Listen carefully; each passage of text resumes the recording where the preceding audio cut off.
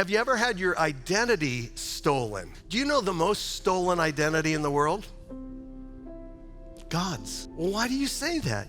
Whenever you choose to run your life, you are choosing an identity that only God has. My story of spiritual journey is one of hunger and control, of pursuit and pride, all mixed up. And maybe you can relate. I think most of you probably can.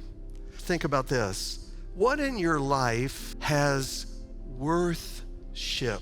What is in your life that's worth the most? If the top of the list is not God, it's probably an idol. It's either for God or it's against God. I didn't know that. And then I found religion. Religion is a system of activity or thought that leads to a stairway of some sort that you can reach God and where he will accept you. And the way I got into religion, living in Taiwan, there was an American girl there and she talked about Jesus and no one talked about Jesus. So this girl introduced me to the Mormons and they drew me into the Mormon church. And so I became a Mormon. And I started converting people to Mormonism, trying to encourage them. What I had done was I had fallen into what the Bible calls anothers, that cults play into. We say it this way: they humanize God, he's just a man, and they deify man, you can become a god. That's what cults do. I actually wrote in one of my journals, I was writing at that time, my parents were persecuting me. My mom was a born-again Christian. She was new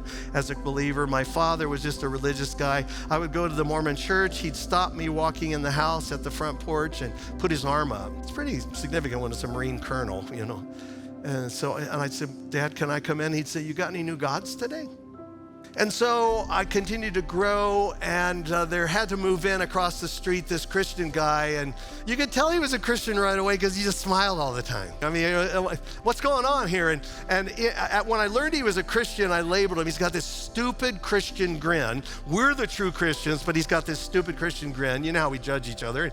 And my mother found out he was a Christian, and she went and told him, my son's in a cult, and you've got to save him. And well, little did I understand that he was a student of cults. He studied them. But he befriended me and he said, hey, I heard that you're into the Mormon church. I'd love to hear your take on it. So I went to his house. I shared what I believed. He listened carefully to me. I knew I was cared for, and I thought he's going to make a great Mormon. And so I asked if I could bring the elders to his house, and he said, absolutely. I'd love to hear their take also, but I want equal time. And I want to be able to share how Jesus changed my life. They came over, they presented their talk that I thought, I've already told them this talk. And then I realized they follow a sales pitch that they learn. They say the same thing all over the world.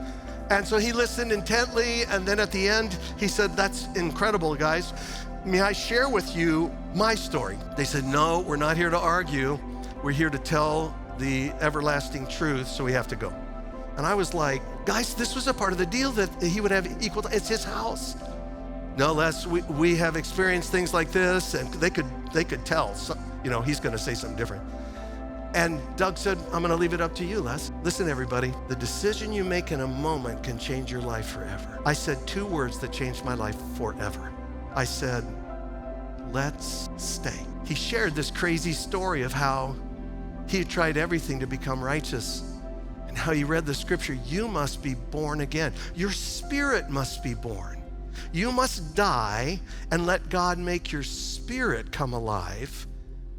And he said, I made the decision to surrender my life to Jesus and his love, and I was born again. Well, the guys who he had listened to intently were like this. Really, I have to testify, they were rude. And they just weren't listening to him, but I was listening to him. I was deceived completely because in my poem, in my journal, I myself one day a God will be. I believed that. I was going for it. And then the last thing he said is, you do know in Mormonism, have they told you yet that Jesus' blood cannot forgive you of every sin? I said, well, what do you mean? In Mormonism, there's something called blood atonement that says there are certain sins, if you commit them, they place you outside the power of his blood.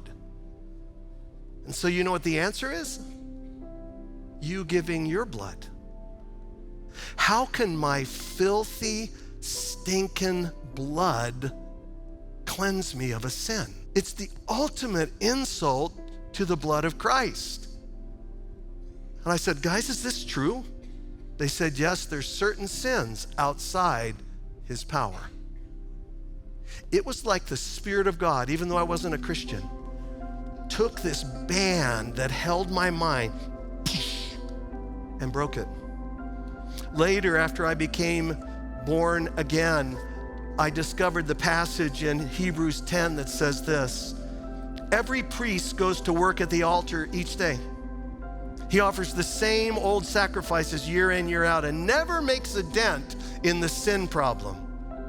As a priest, Christ made a single sacrifice for sins, and that was it. I was in such awe that although I had stolen God's identity and said, I'm gonna be God, he forgave me. The first time I asked, boom, I was forgiven.